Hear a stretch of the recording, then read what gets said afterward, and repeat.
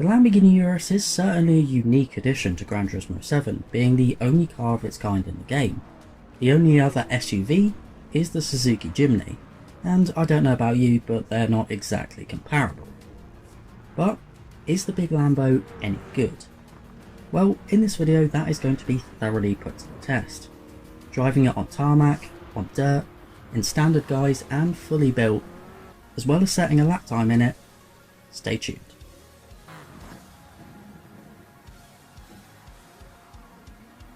First step of course is to buy the car. It's 300,000 credits from Brand Central. Along with the 1.44 update that brought the car was a brand new event to try it in as well. A round of the European Clubman Cup 600 that you're seeing on screen now. I drove this car stock for this event and first impressions were pretty good. With 631 horsepower and 4-wheel drive, its straight line speed and traction were never going to be in doubt. But the brakes also felt surprisingly solid. A bit of caution is advised when turning in on the brakes as the rear can get a bit light, but it's by no means the worst offender when it comes to that particular problem. Otherwise it remains very stable and corner speeds are seriously impressive. However, the low speed corners, the laws of physics do eventually catch up to the Urus. The front will wash wide and you are reminded that this thing in fact does weigh 2.2 tons and is enormous. However, overall it was still competitive in this event, and that's the most surprising thing about this all.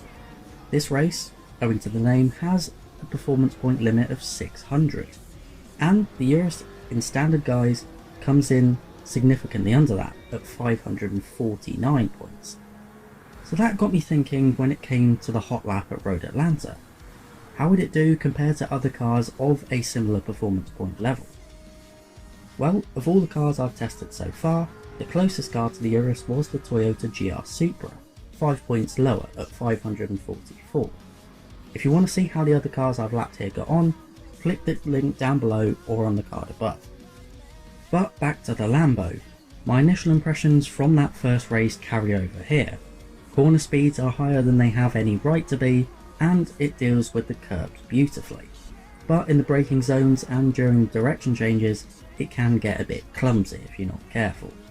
Overall though, there's no drama, it's just ruthlessly efficient. It essentially feels like a big Audi. Wait a minute. Anyway, the time.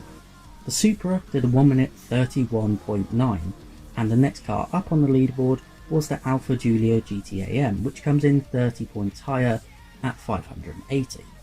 That did a 129.1. And the Urus?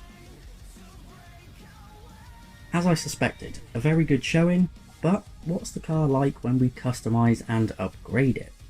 The visual mods are all fairly subtle, but all look nice, particularly the rally inspired ones. Oh, and speaking of rally, last week's special event gave us a chance to use the Urus off-road in a one-make race around Fisherman's Ranch.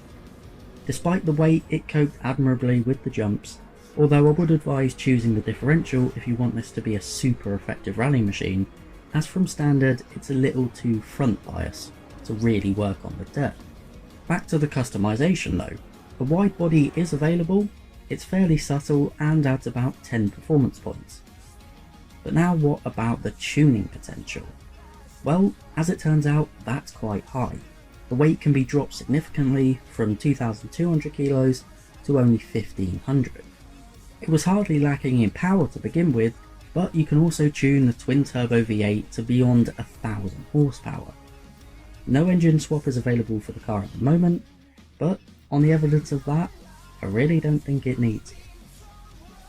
So in this fully tuned state, it still comes in at under 700 performance points with sport soft tyres, and I entered it into the trial mountain round of the Hypercar parade event to see if it really could cut it with the big boys. I thought the track would play to the car's strengths, and indeed it did. It can absolutely handle the extra power, and with a more refined setup with the one I quickly slapped on, it would be better still. You still have to watch the rear a little under brakes, but that didn't stop the Lambo absolutely walking this event. But now for the biggest test yet. What about race cars? As I mentioned, even with all this power, the car comes in at under 700 points. So I wanted to see how it'd get on with my favourite money grinding event, the World Touring Car 700 at Le Mans. Racing tyres are mandated for this event, which bumps the performance point level up to about 720, so a bit of power had to be sacrificed. For this event, it had to make do with only 913 horsepower. So how did it get on? Well, it's easily good enough for this event. The racing tyres and a couple more setup tweaks alleviated basically all of the handling issues from previous. And of course it has more than enough straight line speed to deal with the AI opponents, even with the fuel map on 6. Which you will definitely need, because the fuel economy is not great. You have to refuel every 2 laps and there isn't really any getting around that. Provided you make the right calls with tyre strategy and the weather, however, you will be absolutely fine. The car did feel also better in the dry conditions compared to the wet, the rain perhaps exposing the car's sheer size once again, but really it did a fine job no matter what the conditions. And that basically sums up the Urus. It's a very good all-rounder. It's not going to be for everyone, but there's no denying its abilities. And that's going to be it for this video. Let me know in the comments how you got on with the Urus, and as always, thank you very much for watching, and have a good day.